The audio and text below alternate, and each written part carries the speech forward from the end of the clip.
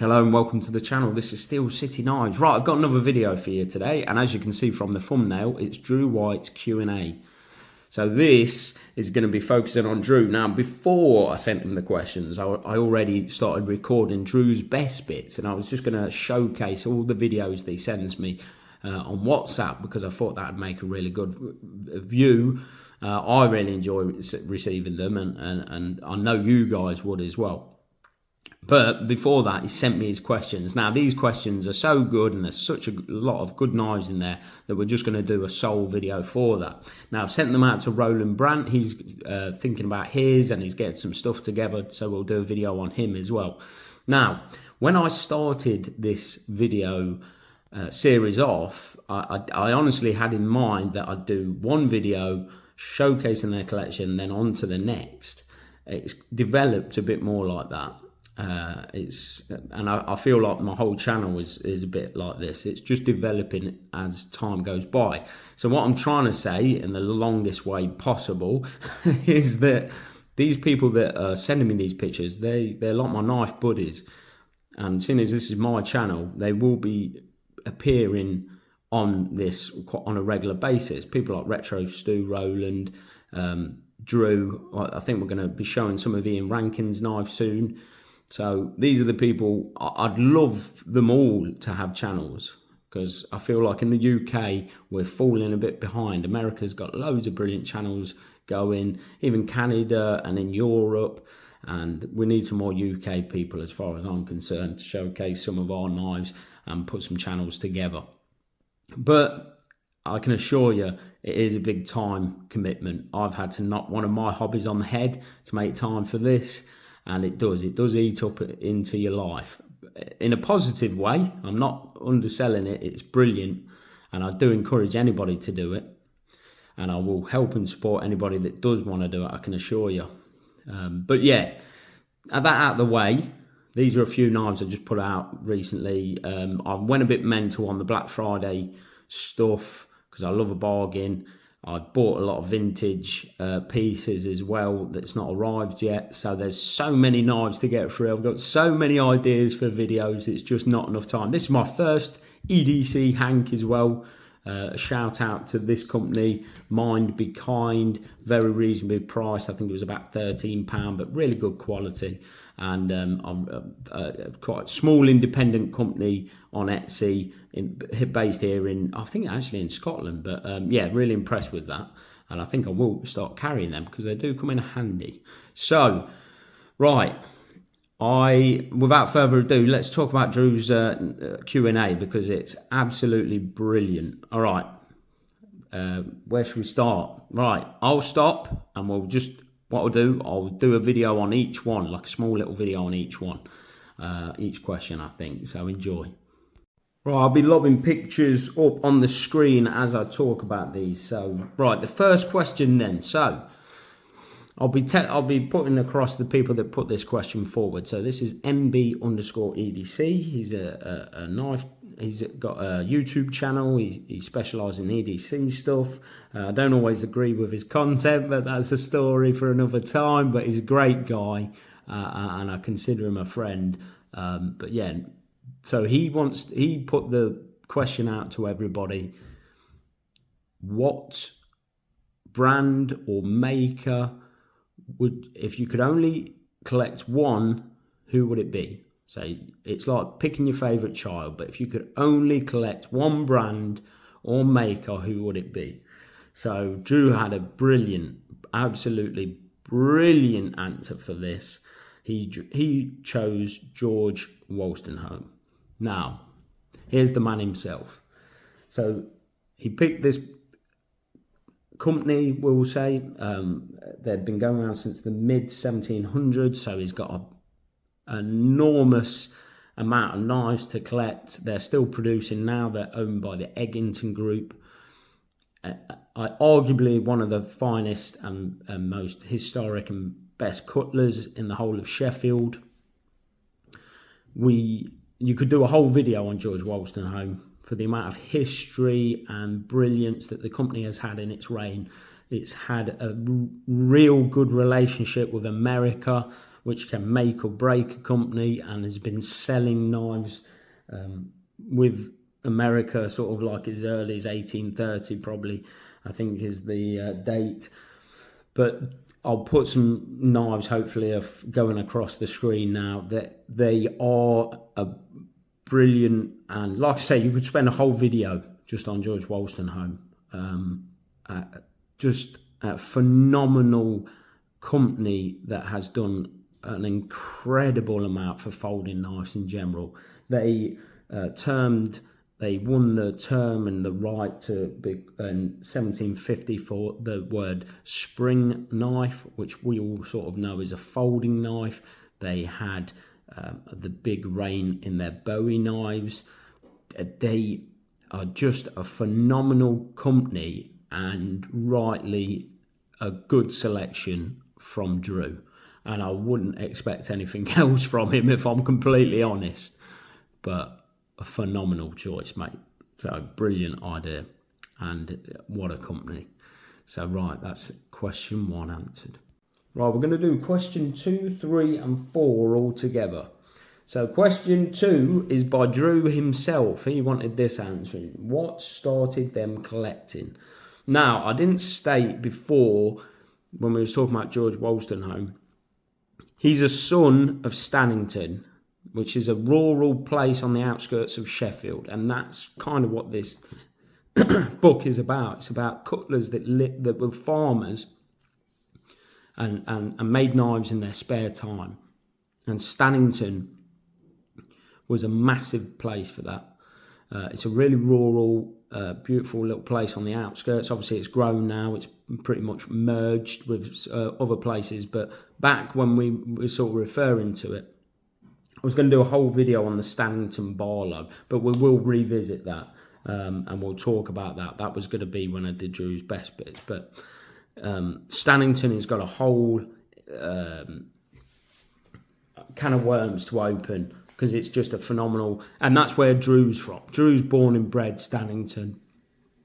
George Wolstenholme was born and bred Stannington. There's some phenomenal cutlers that worked in the rural areas and in the outskirts and things like that. But that's a story for another time, and we will revisit that. Don't get, and I know I say that about a lot of videos, but trust me, all the videos I mention I will make. It's just time. But yeah, so Drew wanted to know what got you into sort of knife collecting. So obviously Drew was born and raised in Stannington, and he said that growing up in the country, making dens and bows and arrows, always carried one when he was doing that. And obviously he comes from Sheffield and, you know, that sort of area. So, and then he's just always carried on carrying one. So what a nice story. And I can relate to that.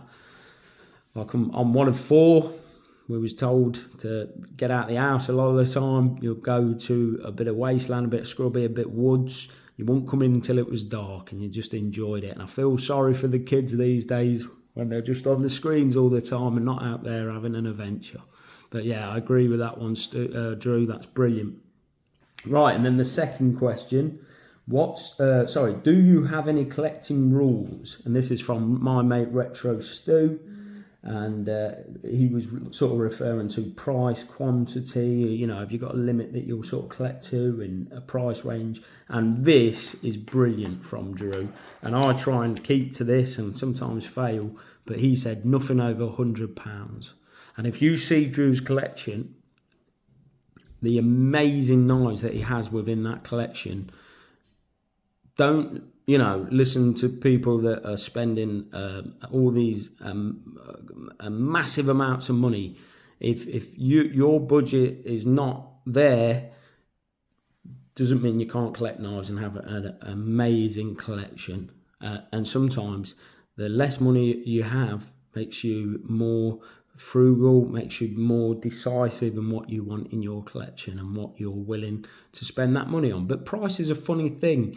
You might set a budget for yourself 1 month and then, like say, leave it a couple of months, build that money up and then spend it.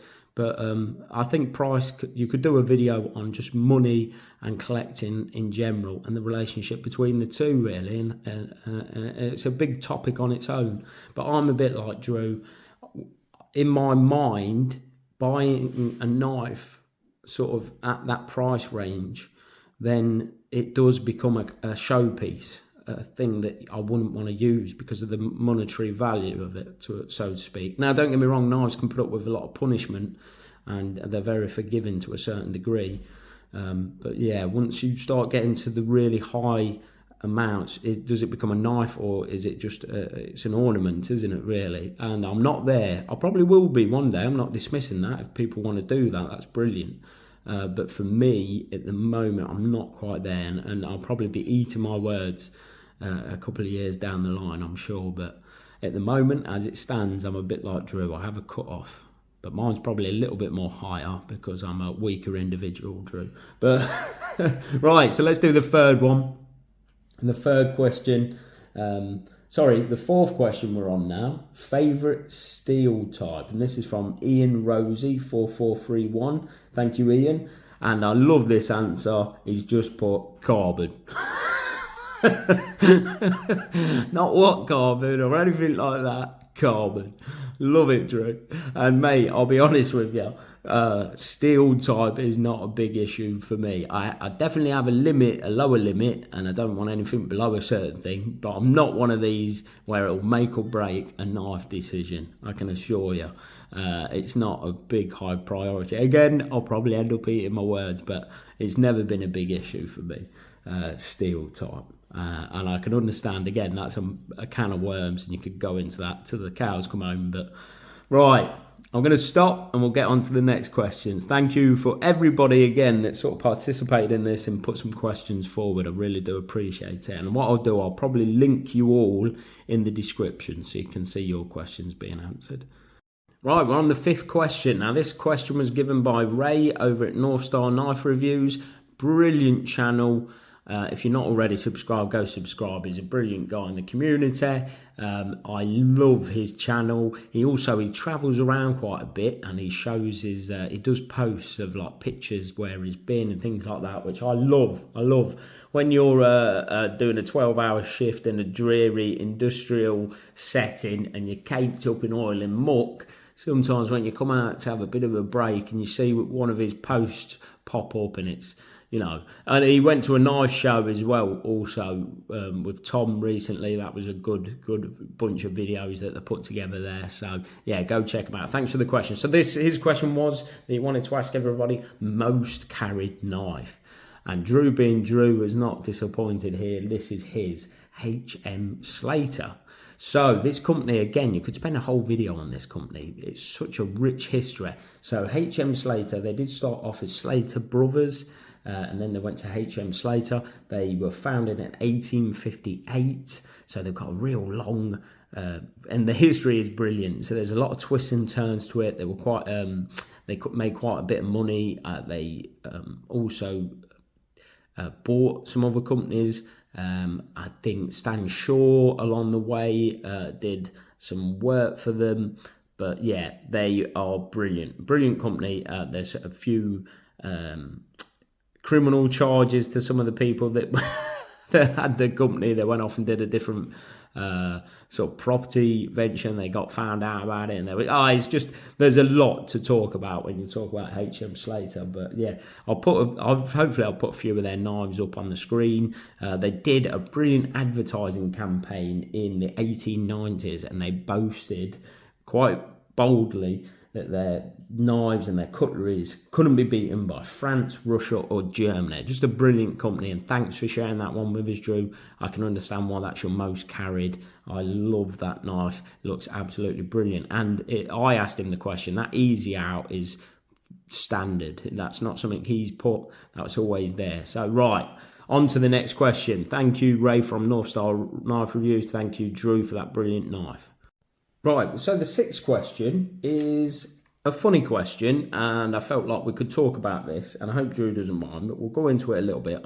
This is going to be a long video, so let's not talk about it too much. But this is by Zen Ali. Now, everybody knows Zen Ali, massive. He's a guy that should start a channel, and he's recently been on RJ's Knives channel, showing some of his Case Stockman, which I thought was brilliant, mate. Really enjoyed that. He did all the different sizes that Case do of the Stockman.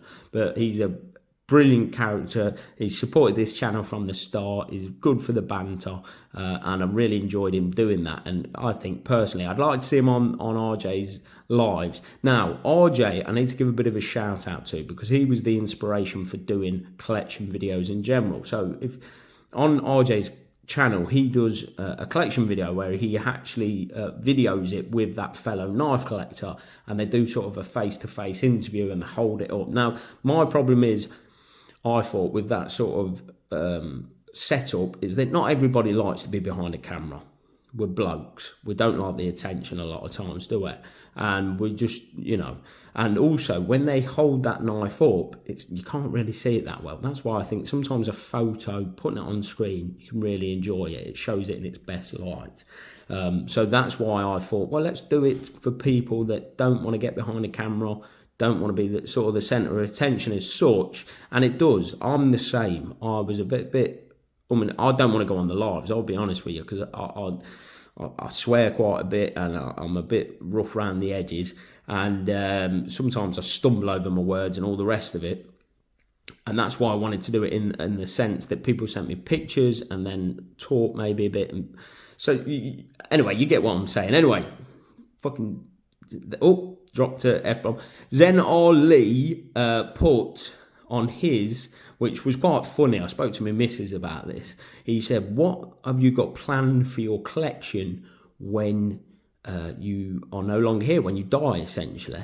And as soon as I read it off, I can't put that. It's a bit doom and gloom. But is it? It's not really doom and gloom. And I think a lot of us that are into knives and history and stuff like that, we're trying to preserve something. We're trying to keep it going. And part of that is passing it on to the next generation. Now, I'm mid-30s, well, 37, but, I consider myself a young guy, and I hate to mention it, guys, but there's a lot of older guys in this scene, and a lot of them, RJ being one of them, no offence, mate, you're not, I know you still feel my age, have really took me under the wing. Drew, is no spring chicken. I'm not saying you're all old farts or anything, but... And you've done a brilliant job at looking after some of the younger guys like me, Knife Raven, Sliphead. Do you know what I mean? And taking us under a wing. And I think that's a part of it. It's just like keeping it going. And I'm going to be like that with my lad. My lads and my daughter, they've already shown an interest in knives, and I'm telling them a bit about the history. And being a UK guy, we've got such a depth of history, and we need to keep it going. Keep the younger generation interested in it, and show them the need and the use and the of having a pocket knife on you, and the fact that it's a tool. It's one of man's oldest tools, and the fact that we can manufacture them in such beautiful and brilliant ways and have them in our pocket and enjoy them on a day-to-day basis. We've got to keep it going, and I think that's kind of what Zen's putting across with it as well. And to get that and own it, and also keepsakes. I mean, my children, by all means, will probably sell it off and get a few quid, but there's a few I will definitely be telling them, you don't sell that. That's, and hopefully they will know that by then. This was my dad's knife. It meant a lot to him. I'm joking up, and I don't know why. Well, I don't know what happened there. Big softy over here. Anyway, getting back to the subject. Who would you leave it to? So, Drew's put, he would leave all of his stuff to his son, which is lovely. It's a lovely thing.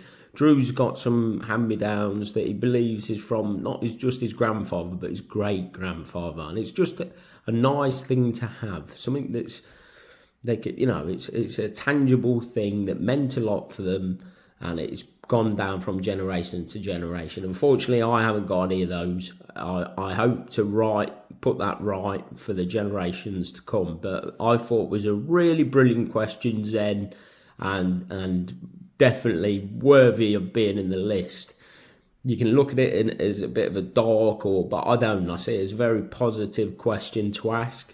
And it's a nice thing as well. It's a really good question, and it could be covered in a subject matter all on its own. But brilliant, Zen. Thank you very much, and brilliant answer, Drew. I'll be handing mine down to my kids, so they'll be getting it, and I'll educate them about what's worth what, hopefully, before I go and what to keep. But yeah, all right, on to the next one. Right, we're on to question 7. Did anybody give this one? No, this was one of mine. So what is your Grail knife? Now, Drew's going to mention about Grail knives. He actually bought one of his Grail knives, so he's moved his Grail knife along a bit by the sounds of it. So he's going to talk about his best knife, but that was originally his Grail knife, and I'll put the video of Drew actually showing that knife.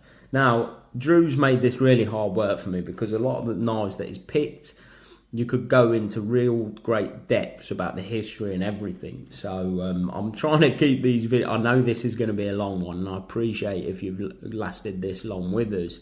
But if you're like me, you're enjoying every minute of it. Probably not me waffling on, but Drew, this is what I'm saying. Drew needs his own channel. But anyway, right. So he's picked NF and SM Furnace Barlow. Now, again, this is just a company and a brand that you could go into great depths with. But the book that he's shown me, and I'll put his one of his Grail ones up on the screen from the get-go that you can see. And hopefully I'm putting other things up there as well to just show you a bit about the company. I'll be honest with you, I'm learning a bit about this company myself. But it's one that's held in great high esteem in the sort of knife collecting world. But there's a brilliant picture and story about this. So there's a chap, it's a newspaper article, I'll put it on the screen now. He's 81, still living in a rural part, still making pocket knives, and his name is Albert Furnace. So he's part of the family, and the Oates and Furnace families made a virtue of making their Barlow knives in vast quantities at a price few could compete with. Dennis Smith related how in America they were sometimes sold by the barrel, almost as giveaways. These knives are today very common and are still relatively cheap to buy, whilst very rare and expensive in the UK.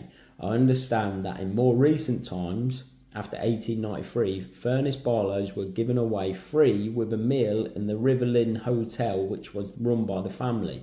The pub had an adjoining workshop. A later example of dual trade. Surprisingly, a common Barlow knife is absent from the Smith's key catalogue. That's an extract from the book that the Dyson book family of cutlers. And then obviously I've shown you that news paper article. But yeah, the Furnace name is renowned in Sheffield and more so probably in America. And Drew said Americans go absolutely crazy for the Furnace Barlows, and are relatively easy to get in America, but really hard for us to get over here. So that's one of his Grail knives, and I couldn't agree with you more. It looks absolutely brilliant, and like I say, you could spend a whole video on that. And Drew, if you get your sort of channel, you can do that, mate. But right, let's go on to the next question. Right, I appreciate this is getting a bit of a long one. So, but right, number 9. Sorry, we're on number 8.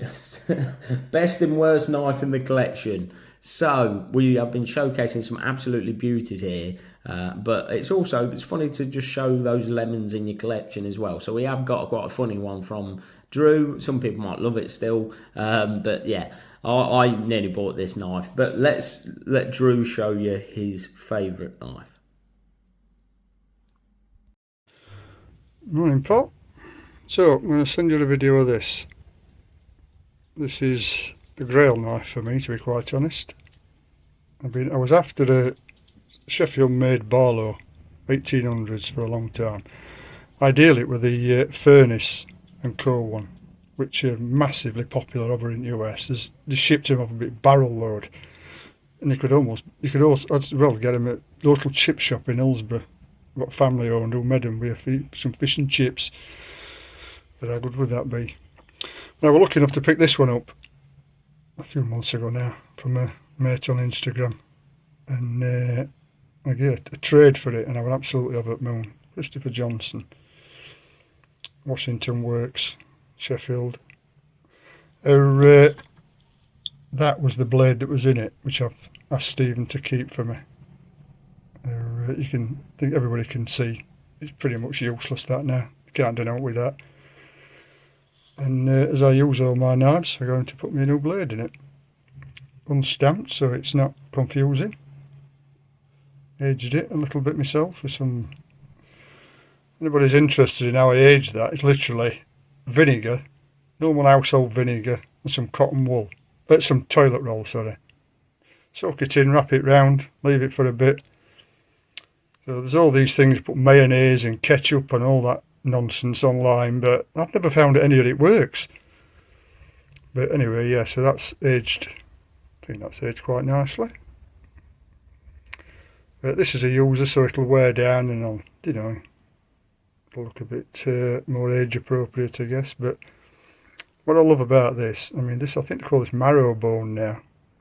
But I don't know whether you can see this, but it's been used that much and loved. See how the handle's curved, and when you fit it in your hand, especially in your right hand, when you probably use, it's just it's perfect. It's moulded perfect over 120, 30 years. I can't show you because I'd have to swap hands and then it's all tits up.